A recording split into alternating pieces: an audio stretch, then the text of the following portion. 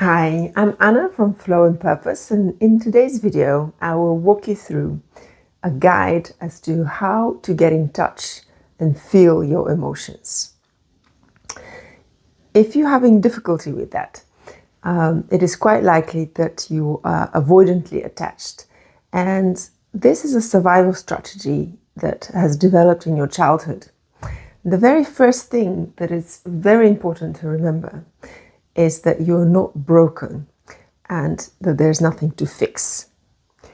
What has happened is that in your childhood, you have developed this avoidant attachment, a way of disconnecting from your emotions in order to have the experience of feeling safe and in order to be able to attach to your caregivers. So this is actually something very beautiful that your nervous system and your whole attachment system has managed to implement for you in order to save your life, in order for you to be able to thrive as much as possible in the environment where you were born. So if you view your issues from this perspective, you can all of a sudden become curious instead of judging it and pushing it away. You can become caring. You can really see that all these patterns, which perhaps right now you're really struggling with, and it's costing you your relationship, or you're finding very difficult to be in a relationship, all these things have had a healing, a protective purpose when they developed. And it is a complete game changer if you start viewing your issues in this way.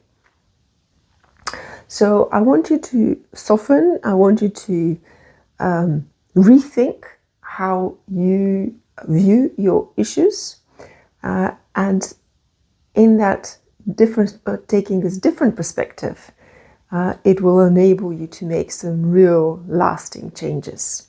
Notice how much of the types of videos that you watch, this is probably not the first type of video you watch on YouTube on this topic, how very often you're basically talked into that this is a lasting problem.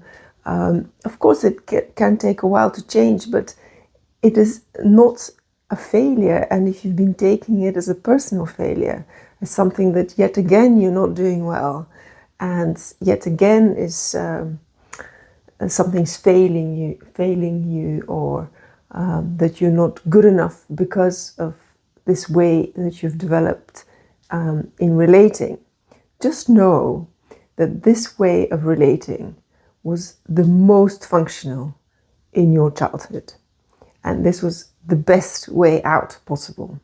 So when you can see it, can you see your patterns in this way, then you start accessing a certain compassion within yourself. You can thank these perhaps now maladaptive systems and ways of relating and not being able to access your emotions. You can thank that mechanism for being of service in the past for you. But now you're ready to make a change. So how do you do that? The first suggestion I would have for you is to create a feeling of safety in your felt experience and reconnect that to that on a daily basis. And here you are your best advisor. What makes you feel at ease? What makes you feel safe? What gives you joy? And if joy is too much to connect with, and I recognize that, being there myself, just what speaks to you, what is pleasant, what is a lovely environment to be in, what is a favorite activity, or is there someone in your environment that you like spending time with? And really investigate for yourself what gives you that feeling of safety. Go into that quite deeply and experiment and see if you can deepen that feeling of safety you create for yourself. As children, we don't have a choice. We find ourselves in an environment and we have to take it as it is. Now as adults, it's very different. You do not have to accept things that you don't like, and you can create an environment very intentionally that is soothing to your nervous system. There are 3 states of the nervous system, and very often if you've developed this avoidant attachment in childhood, you may be finding yourself in the dorsal vagal state, and it's a state of shutdown. So that's also emotional shutdown, but also physiologically that you don't are not energized, but are finding yourself with little energy and withdrawn. You find it difficult to make connection.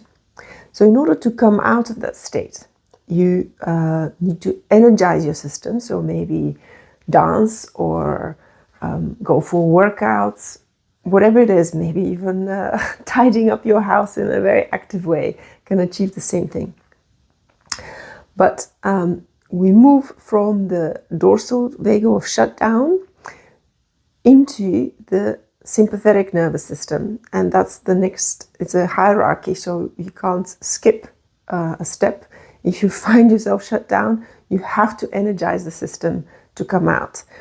And normally the sympathetic nervous system is the fight or flight response, but just the energizing of your system by moving the body is creating that space for you to come out of the shutdown state.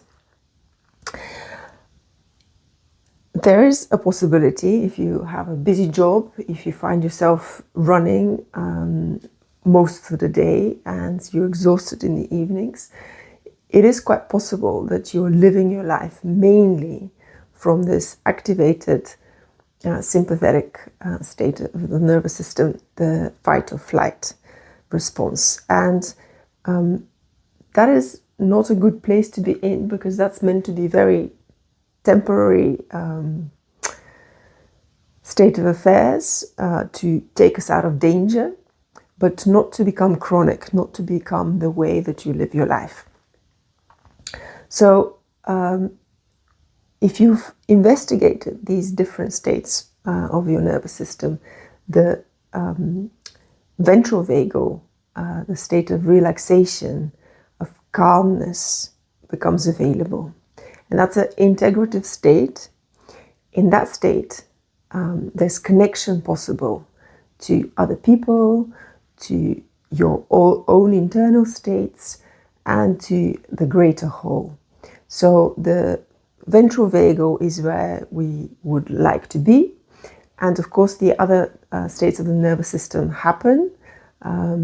It's a continual dance throughout our day, but the question is, can we find our way into the state of relaxation and calm alertness and the state of connection, the ventral vagal state?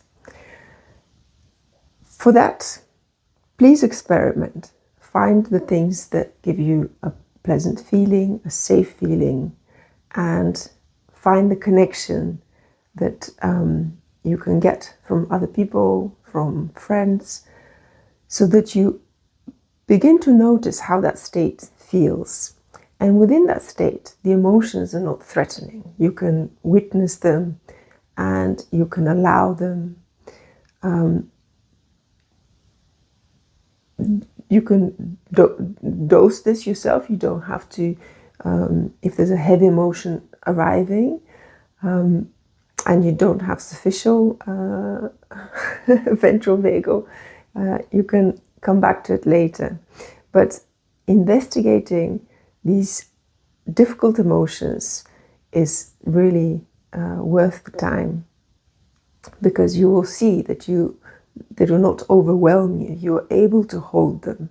And very often they're old parts of ourselves that have been suppressed. Maybe the anger that you have suppressed and chosen not to feel because it was unsafe for you to do that, or the sadness.